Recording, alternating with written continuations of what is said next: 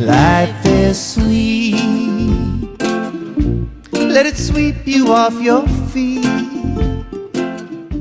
Hi, I'm Allie, and this is Find Your Joy. And today's guest, we have Allie Bierman, another Allie, and I am so excited to chat. Allie is an ordained metaphysical minister. She is an author of 13 #1 best-selling books, and she's here to talk to us about how life is a choice and choose to see the blessings. Hi, Allie. Hey, Allie, it's so lovely to be connecting. It is. It's wonderful. How are you doing today? Oh, excellent. That's a choice. I can tell myself I feel great, or I can tell myself, and I'll be, Why would you do that?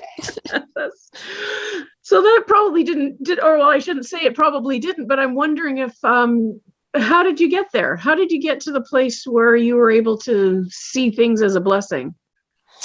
Well, 25 years ago, when I was working in crisis care as a psychotherapist, I was attacked. I had a really, really bad brain injury, and it took 3 years just to come out of that. But right up front, I realized nothing's an accident. Everything happens for me and not to me.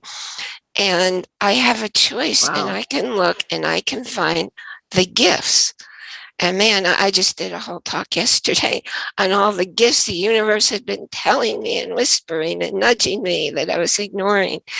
And when I was in the rehab center, the psychologist said the only people he ever saw heal were the people who saw the gifts. So at that time, I started my first newsletter 25 years ago. It was called Getting Unstuck. Getting Unstuck. Oh, I love that. So your newsletter, who are your recipients and what kinds of things did you talk about? I was always interested in health and wellness, and I just knew a lot because the universe gave me those gifts. And back at that time, we didn't have Facebook and all. There were these lists or boards, whatever they were, and I was a major contributor in there, and people were so enamored of what I was sharing. They were calling me Doc Allie, and I said, you know what, I'm going to start a newsletter. And instantly 100 people signed up. And it's like, okay. And it was really cool because every place I went, people were calling me Doc Allie. Called you which, Doc Allie or Back Alley? Doc Allie. Doc DOC. Allie, I love it. Yeah, I love it. I love it. Oh, I love that. That's awesome. And so from there, so you started as a psychotherapist, and then you have this brain injury happens. I'm guessing that there was trauma, the actual physical trauma, and then the trauma of being attacked, which can be a pretty scary event. And somehow you came out of that, created a wonderful newsletter, and then you started down a path to what? Next, you became a metaphysical minister, and how did you get there? Well, I had been a writer all of my life, and I also am a specialized kinesiologist. So the gift was I was taken out of talk therapy and into the world of energy, and I learned all these modalities, and the universe showed me how to put them all together. And I also knew that I felt connected, like I'm a metaphysical minister, because I don't believe in religion. I believe there's a higher power. So when the universe led me to the ability to become an ordained metaphysical minister, I jumped on it because I know everything I do is coming from a spiritual, nudge power that's driving everything in me. And in my podcast, Let's Get Metaphysical, Connecting Heart and Mind, that's what it's all about. What's driving your behaviors? What's driving your choices? It's not something that's tangible that you can see and do. Right. So I don't always tell people I'm a minister, but that's where I'm coming from. That's how I live my life. That's how I do all my work. And when I write a book, I don't write the book. I'm an artist and a musician, a composer. I don't do any of that. Universe does it through me. Beautiful. So what was your first book you wrote? Actually, I wrote my first book when I was 8. I love that. Yeah, it was pretty silly. It was about 3 rabbits called Hop, Hop, Hop, and Hop, Hop. Oh my gosh. But I also wrote my first song then, and I used songs to teach and also to get me through crises. So I wrote a pretty heavy song that I've actually never shared with anybody because my dad died unexpectedly when I was 8. So I've always been in this world, and I was looking up at the sky one day and I saw this silver, I don't know what, came out of nowhere, went back to nowhere. And I knew that was my dad. So I was already on that path. I was looking for things. I was aware that I knew things. And that was 1950s. You didn't talk about stuff like that back then. Right. So when Shirley MacLaine wrote her book Out on a Limb, I could finally realize I'm not weird. There are other people like me.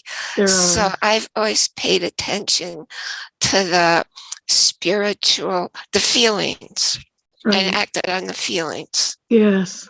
Beautiful. It's often they feel for me like I call them knowings or gentle whispers or just invitations. Yeah, It's something that just comes into our heart and it just lets us, it just pulls us, invites us, I guess I would say. Do you ever experience, I'll be with somebody, I might be working on them, or I might be with a friend, and these words come out of my mouth, and I say, that didn't come from me, that just came through me. It was a message for you.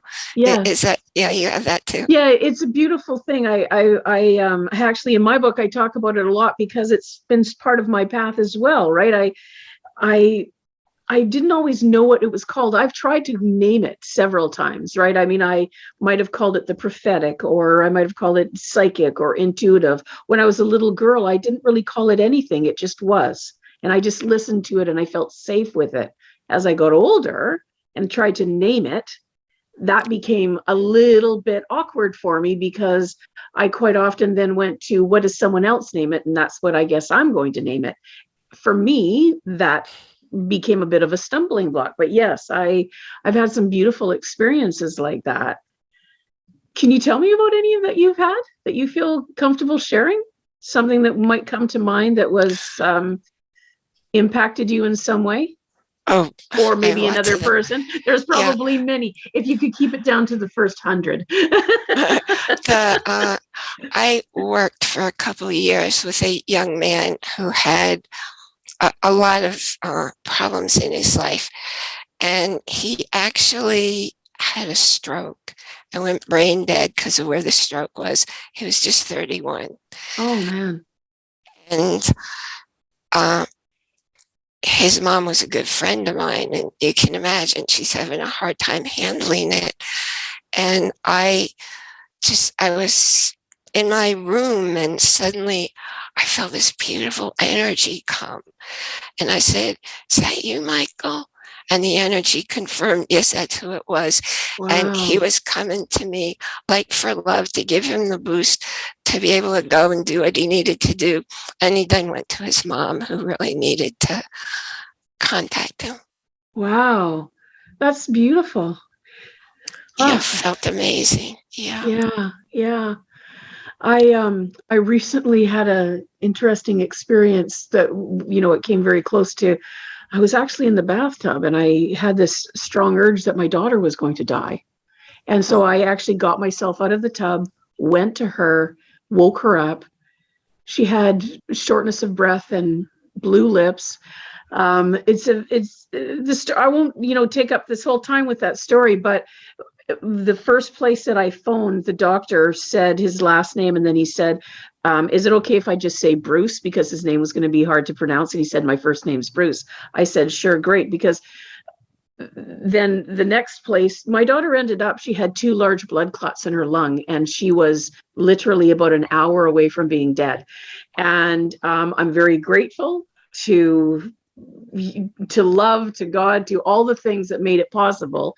My daughter's fine now.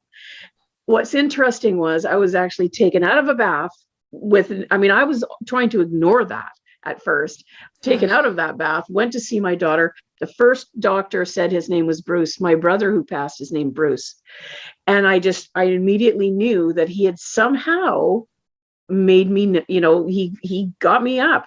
And in ICU, when we knew my daughter was going to make it, the doctor there who came in to talk to us about looking into other things to make sure she was going to be okay going forward, her last name was Bruce.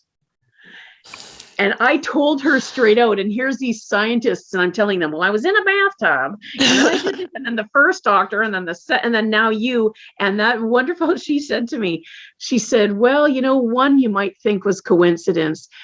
3 in a row, we're going to have to give it a little bit more weight than that. So it was a beautiful experience. So just to throw another Bruce in there, when I had a brain tumor and I had surgery, and the doctor, he was rated #1 in that particular location tumor. His name was Bruce. Oh my gosh. Well, I'm so glad that he showed up, because you're here today. And it was so cool too, because we both lived in Idaho at the time. He was from Brooklyn. I was also from New York, but we both lived in Idaho at the same time. So at the same time, you traveled together just so you could meet up for that. Yeah. It's like those little things that, like, I don't even try to explain them. I'm just grateful for them. It's a beautiful thing. I was looking at, the list of amazing books that you've written, and I am so excited that I'll be ordering one for sure right away. And that is Thrive, Don't Just Survive. And I can share that one. It is gorgeous. The cover is bright red, inviting. It looks healthy. It looks vibrant. It looks alive. And it makes me just want to ask so many questions. But I really just want to hear a little bit from you about that book. How did you come to that? I think it's probably where you live your life from. But yeah, I'd love to hear about it. Yeah, and I designed the cover myself because I'm an artist too. Oh, beautiful. When, as you mentioned, 3, when 3 different people tell me something. So when I was on my healing journey, because when I had the brain surgery, I couldn't walk, I couldn't talk, I couldn't swallow, I choke. I still have a hard time with most of that. However, that was 7 years ago. No, that was 10 years ago. And so 3 different people, 2 of them being some of the therapists I worked with, and 1 being a friend, said, you should write a book about your experiences, because I was healing really fast. And that's what I did. So I wrote the book. I told about, since I had 2 different brain injuries that caused 2 different things in my life. And I talked about, this is how I got through it. This is what I did. This is what I know about you and your world. And you can take the power in your own hands, because everything in every moment of life is a choice. And it's your choice. Nobody does your thoughts. Nobody does your feelings. Nobody does your actions. They're your choice. Yes. And you can choose to heal, because healing doesn't always mean you get to be how you used to be. Whoa. It means accepting where you are now and moving forward. Because the universe, like I said, it's not doing it to you, it's doing it for you. So people were saying I was like their example. And yeah, you can do it too, because that wasn't easy. And I know there are people who have a whole lot more challenging lives than I do. And the universe never gives us anything we can't handle. That's what gets me through everything. And in the worst moments, I always say, this too shall pass. That's powerful. that this is not being done to me, it's being done for me. That is a game changer, right? That one sentence, that it's been done for me, not to me, can be a shift that is going to really be helpful to so many people. Because sometimes, for sure, it feels like it, right? I mean, you're proof. I'm, living with a brain injury or PTSD or a multitude of things, that we've all had trauma. We've all had things that didn't go very well. And to think about that it happened for me, to open up a door to change and to shift, that's brilliant. No, I love that. I can't take credit for that line, but I do teach that. And I did a talk on the Wisdom app last week, explaining all the details of what the universe was doing in putting me through that brain injury from the attack, because I had to drop out of my doctoral program. And the universe kept saying, no, you're not here to be a psychotherapist in mainstream. You're here to do the energy work, because I work directly with the subconscious. If you're doing talk therapy, you can only access the conscious mind. Wow. So that wasn't going to make the life changes that I assist people in doing. And it's really fascinating to me that you have the background in psychoanalysis, so that you have that, you understand the comparison, you understand where that, the limitations. I wouldn't suggest that there isn't some good to both, but the limitations in talk therapy only. Right. Yeah. My episode that I'm releasing Monday actually addresses that whole story I just shared with you. Oh, beautiful. Thank you. Oh, I'm so glad that you shared that with me now, because I think about that. I know that in my personal life, I think of it like, I don't know, layers. There's different ways. So I've had talk therapy that was really useful for me and was helpful. And I needed to share that. I needed to get some of those things out. Some of the deeper levels, the place where I think have brought me some real freedom and hope and joy, have been energy work. A lot of the energy work, and I think, becoming more aware for myself about where I am holding certain things in my body or my mind or however someone looks at that, and there's different layers of it all. So what are some of the kinds of energy work that you do with people? Well, there are different ways of sending energy. So like your fingers this is neutral, plus, minus, plus, minus. The energy on the pads of your fingers is different from the energy on the nails of your fingers. There are different ways you hold your hand, and the energy is always going to be different. So the universe tells me what's wrong, where it's wrong, how to send the energy there, because the blocks, they don't just happen in one place. They happen in your organs, your glands, your chakras, which are not just in your body, your meridians and your energy bodies. And you're not going to be able to figure that out. That's why if you talk with spirit, it tells you, oh, it's this and it's that, and it's always a combination. And I usually, a session would be 1.5 to 3 hours to get everything in there. And then spirit says, okay, we're done. We've cleared out everything we need to today. Wow. And you're not coming from up here trying to fit. Plus, everything has a priority. Man, if you don't clear that priority, if you go to somebody and they say, what do you want to work on first? And it's not priority, it's going to come back. There are just all these things that I share. And that's why I'm writing my new book about how I work and why I work differently from others and why I get results other people don't get. And that's because things that we just don't know. It's like you go to a chiropractor and they say, oh, the reason you have this issue is because of the misalignment in your spine. That's not a cause. That's a symptom. The cause is always what I was talking about: organs, glands, chakras, energy bodies. Wow, that's very interesting, and that makes a lot of sense. It's the symptom, like anything else, right? We see this, depression is a symptom, anxiety is a symptom, a sore arm is a symptom. I love that. I love that you bring that out.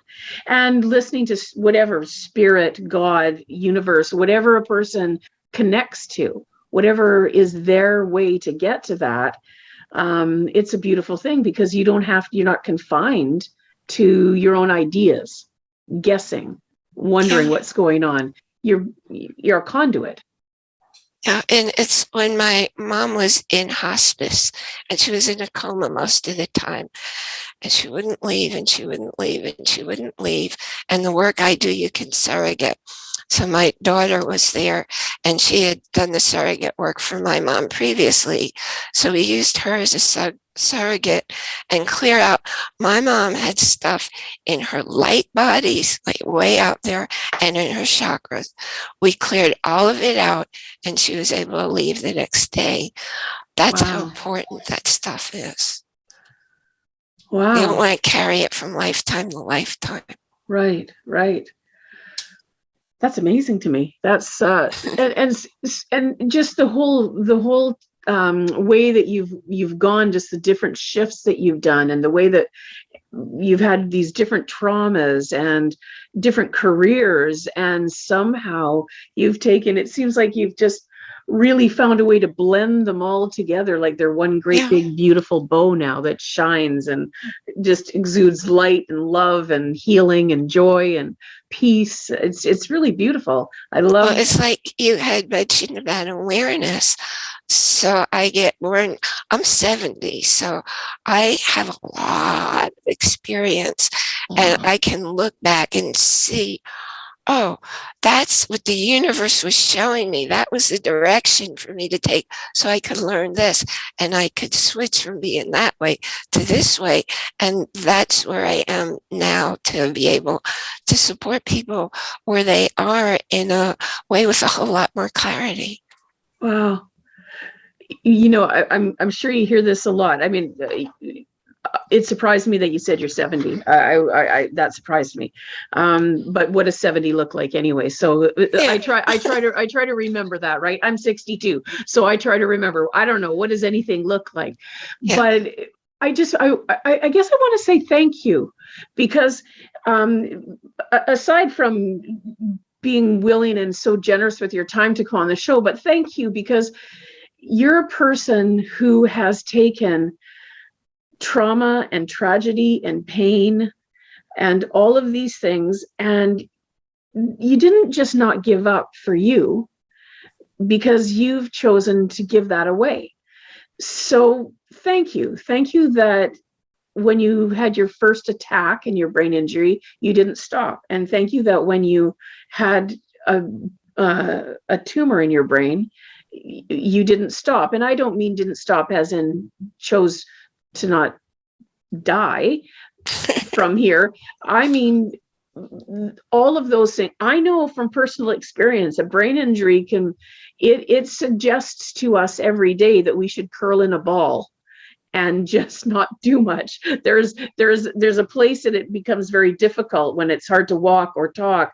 It's I know, because I've been in brain injury support programs where there are people that it was too difficult for them to continue on, right? So their story is different for now. You know, in time, I really hope that someone who didn't, but you're just a person with so much fight in you, but you fight from a place of love, and it's really quite beautiful. And so thank you for that, because you've just been an accumulator of knowledge and of healing and methodologies to bring healing to so many people. And then you know, sitting with you, it just I'm like, I don't know, your sweet, kind, peaceful, gentle demeanor, and inside is a lioness.